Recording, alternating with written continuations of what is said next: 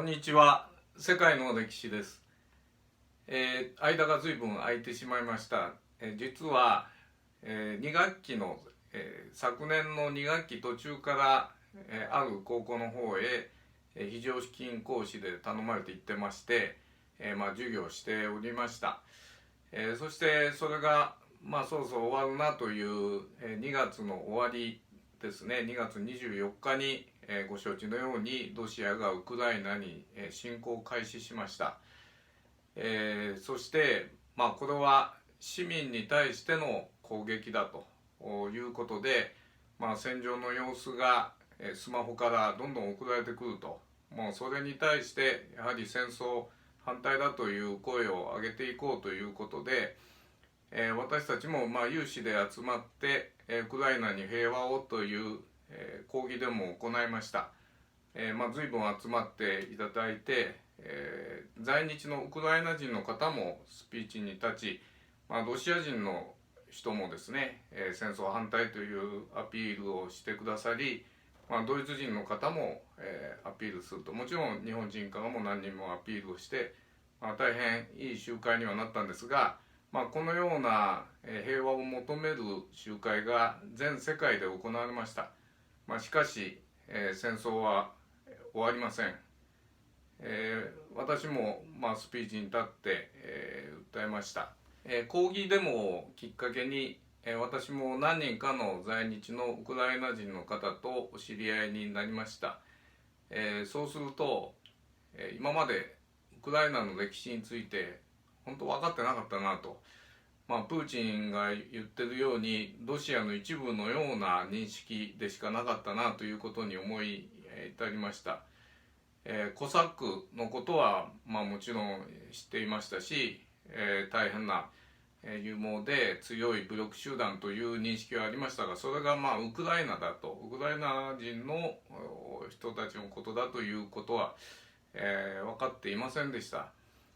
そんなふうなことで、これはやはりウクライナの歴史を私自身、そして日本人の多くもよく分かってないと思ったんですね。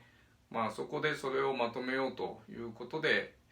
今回こういう企画にいたしました。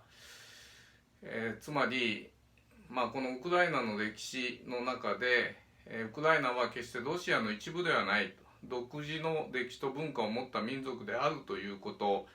それをしっかり押さえたいと思います。そして、ウクライナが大国の支配と戦い独立を勝ち取ってきた歴史、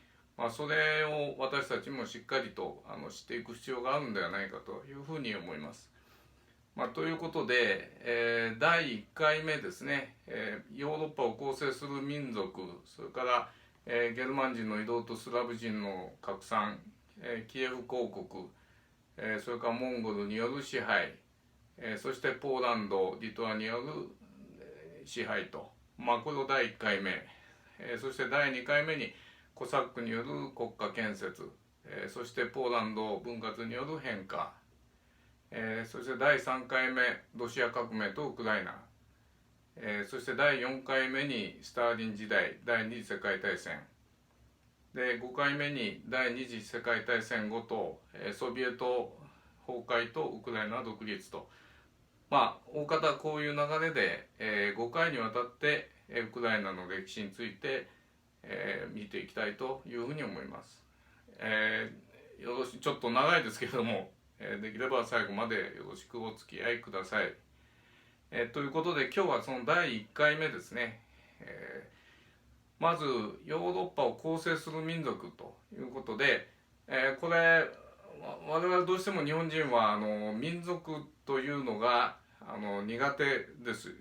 実感として分かりづらい、いろんな民族が攻防するという歴史を持っておりませんので、それは幸いなことですけれども、そこでヨーロッパを考えた時に、基本的に押さえておく民族の構成というのがあります。大きくライン川、それからオーデル川、ナイセ川という境界線を指しましたが、ライン川の西側ですね、ここが主にラテン人の住んでる地域で、フランスやイタリア、スペインがそれに該当します。このラテン人のグループですね。それからライン川を越えるとこれがゲルマン人のグループでドイツ、オーストリア、そしてノルマン人というのはゲルマン人の一派で、バイキングとも言われます。これはイギリス、スウェーデンなどですね。そしてオーデルナイセ川を渡った東側、これがスラブ人の地域で、ポーランド、チェコ、ウクライナ、ロシア、といった民族のグループになります。はい、それからもう一つ先住民ですね。ヨーロッパの先住民はケルト人であると。これが、今ではどんどん北へ追いやられてアイルランドや、ウェールズなどですね、北方の方に住んでいる人たちになります。そこでこの民族の構成を考える上で、どうしてもやっぱり避けられないのがローマ帝国ということで、これは前ローマ帝国のところで触れましたが、かつて古代ローマ帝国はこの緑色で塗った全地域を、支配してたわけですね。そして現在の国を、黄色でこう示してますが、イギリス、フランス、イタリア、スペインから北アフリカの国々まで、実にたくさんの国、の領域に渡ってたわけです。そしてこの境界線がライン川とドナウ川だと。このやっぱり歴史を考える上でこの変わらないのは地形ですから、この川とかですね、これがやっぱり大きな手がかりになります。そしてライン川よりも西側、フランス、スペイン、イタリア、これが、かつてのローマ帝国を建てた、ラテン人の末裔だということですね。でライン川を渡った、ゲルマニアと書いてますが、このローマの支配下に入らなかった、地域に住んでいた、これがゲルマン人で、現在のドイツの先祖になると、そういうことですね。これ現在の国境線です。授業などではよくこれで国名当てたりするんですが、分かりますでしょうかね。ライン川とドナウ川、こういうふうに走ってますね。はい、そして、フランス、ね、でライン川を渡った向こうが、さっき見ましたね。はい、そうです。ドイツです。そしてドイツからオーデル川、オーデルナイセ線と言いますが、それを渡った東側、ここは、はい、ポーランドですね。はい、そしてさらにポーランドの東、ここはどこでしょう。はい、今回のテーマはウクライナがここになります。そしてウクライナのさらに東側、ここが、ロシアですね。はい、ということで、民族構成他の国も見てみますと、ラテン人の仲間ではイタリア、スペイン、こういうふうに配置されてますね。それから、ゲルマン人のグループではオーストリア、イギリス、スウェーデンと、この真ん中に固まっていると。そして、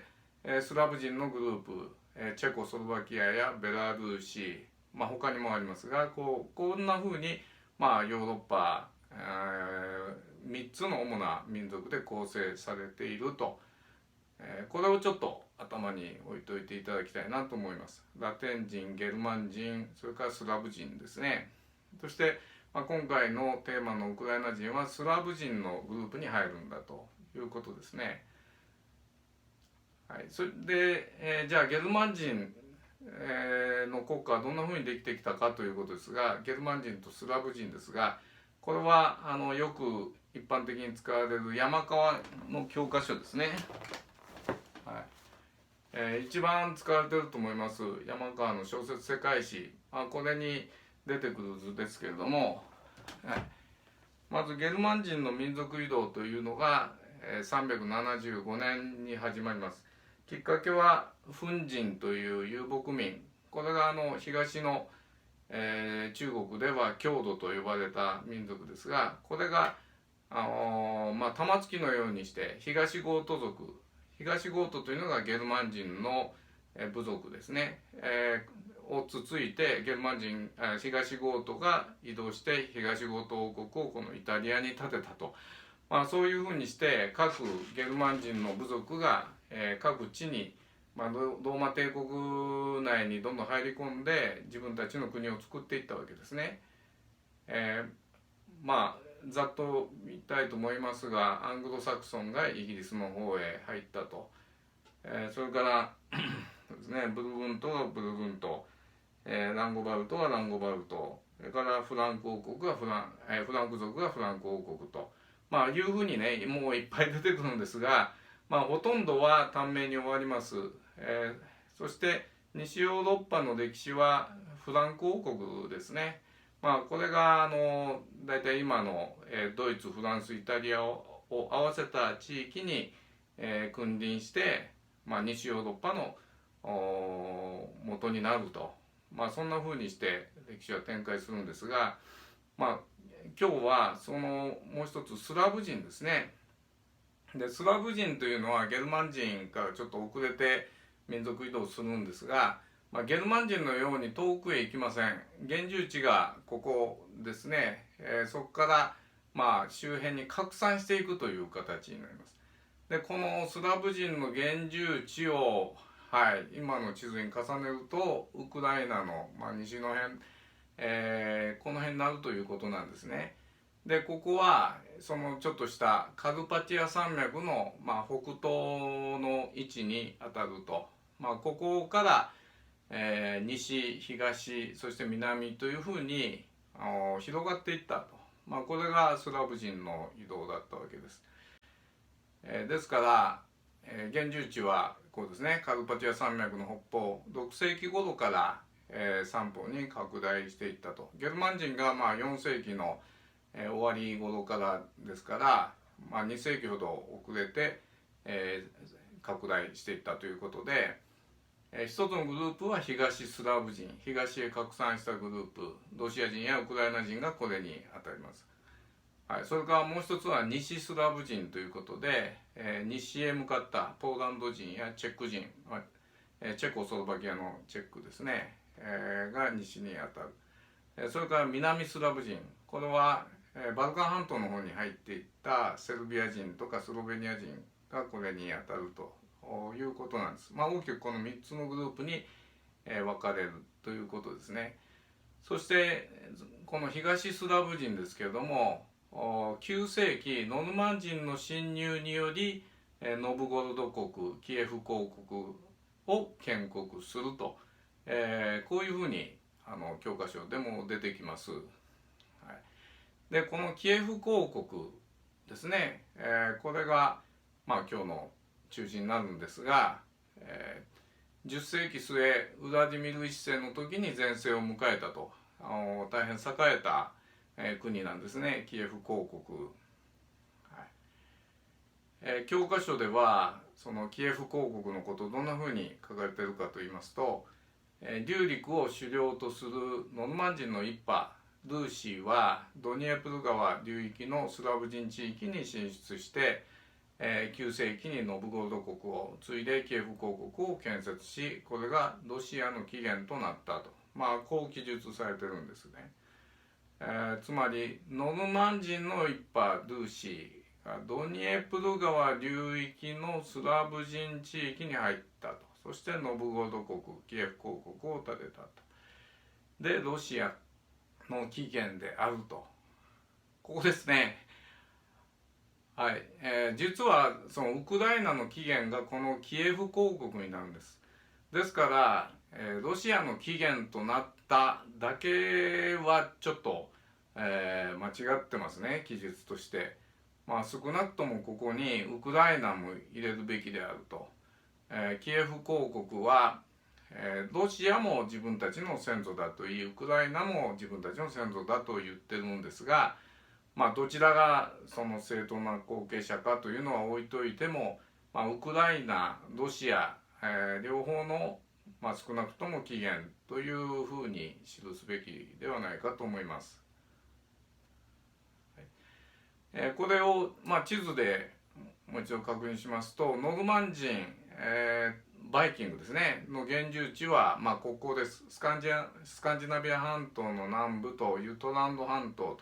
と、今の国でいうとデンマーク、スウェーデン、ノルウェーですね、これがノルマン人の現住地で、そしてこのノルマン人自体はこう各地に移動していきます。海の民族で、ノルマンディー公国、それからイングランド、それからイタリアに入って両シチリア王国、こういった国々を建国したということで知られるんですね。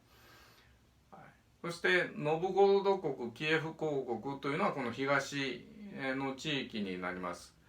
ですからこの原住地からこういうふうに川を遡ってまた大陸の真ん中辺からは川を下ってここがドニ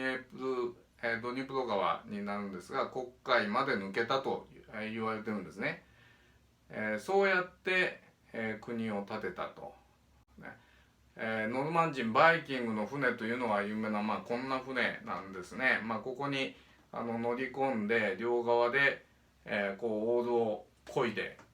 進むわけですね。ものすごく早く進む船なんだそうです。そして小型の船は、川もどんどん上がっていって、そしてもう喫水が浅いんですね。というのは浅瀬でも浮くと。でいよいよ漕げなくなったら全員バッと降りて、そして船をこう担ぎ上げて、そしてまた進んでいって、で水があるところに下ろして進んだという、ものすごい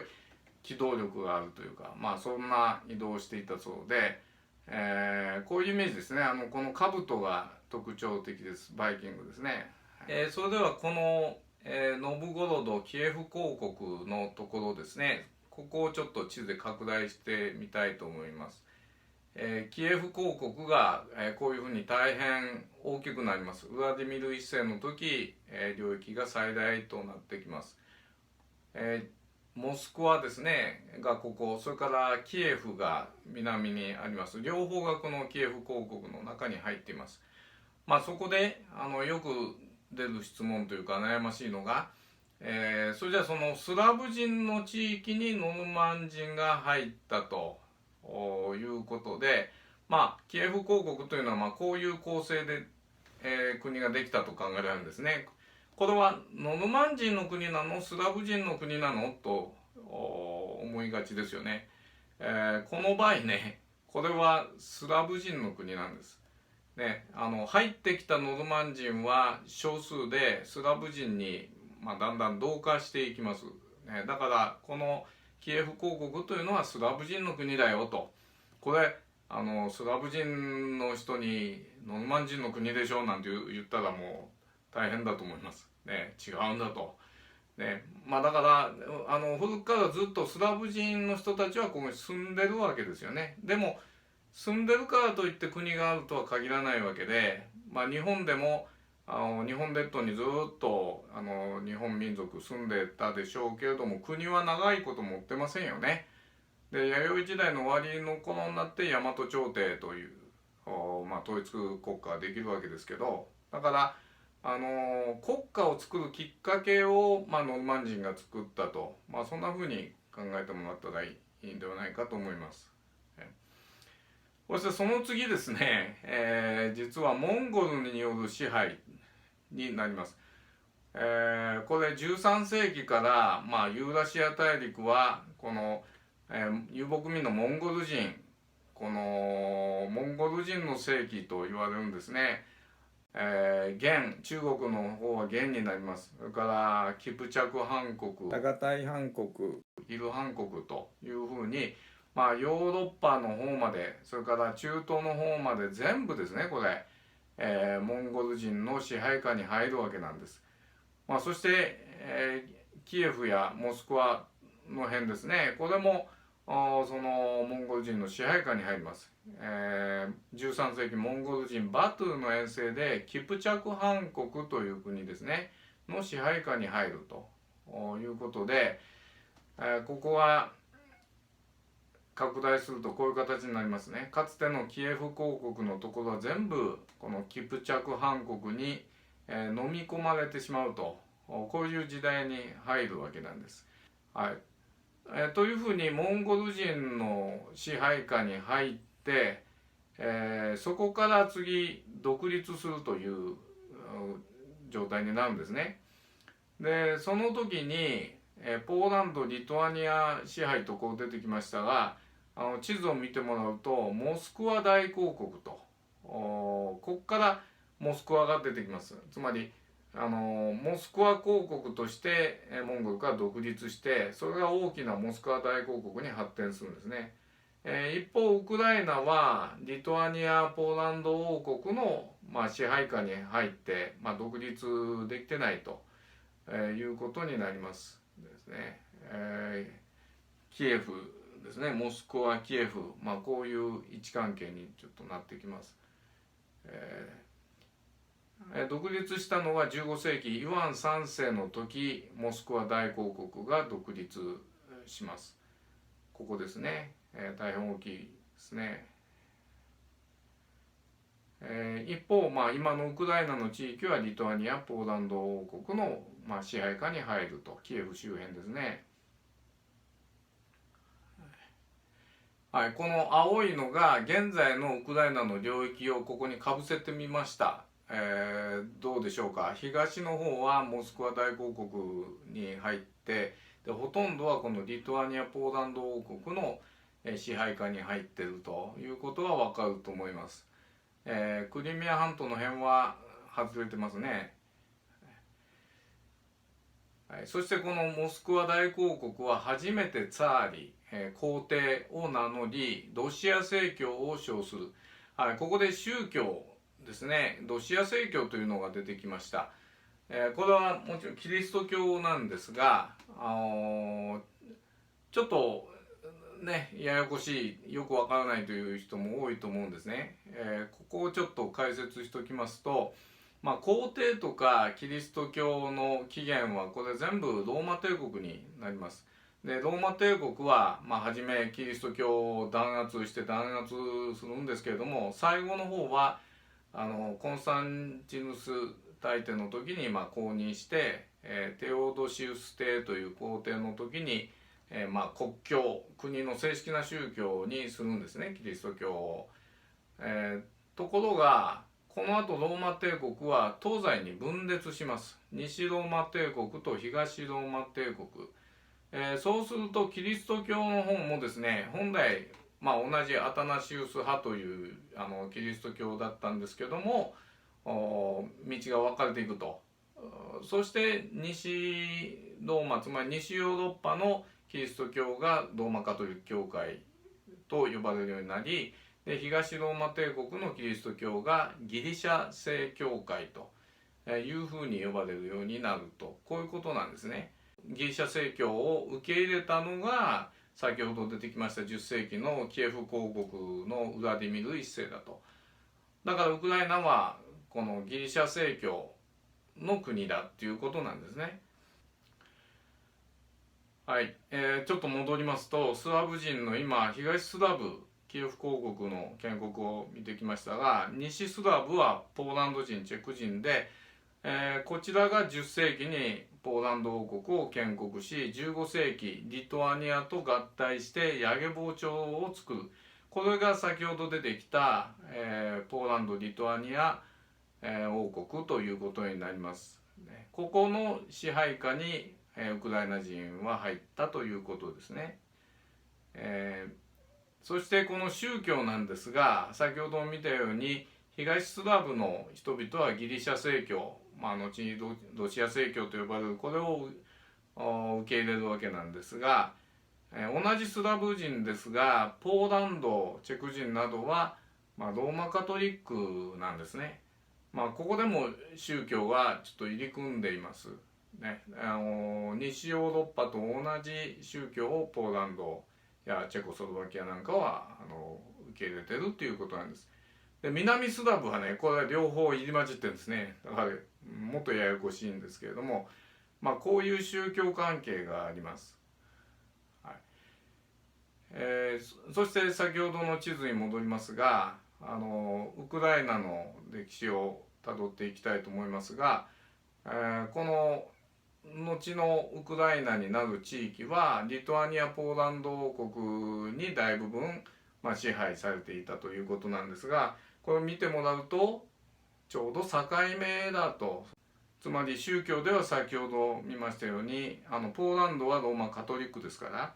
でロシアウクライナは正教会ギリシャ正教の方ですよね。この対立があると。この空白地帯にこの辺境の空白地帯に自由を求めて集まった人々により新しい国家が作られたと、はい、これが、コサックによる国家建設ということになってきます。はい、今日はここまでにしておきたいと思います。ヨーロッパの民族構成、それから、初めのキエフ公国ですね、ヨーロッパの民族移動との関係、ちょっと複雑ですが、大体ご理解いただけましたでしょうか。最後までご覧いただきありがとうございました。高評価並びにチャンネル登録よろしかったらお願いします。次回は、コサックによる国家建設、を中心に見ていきたいと思います。それではまたお会いしましょう。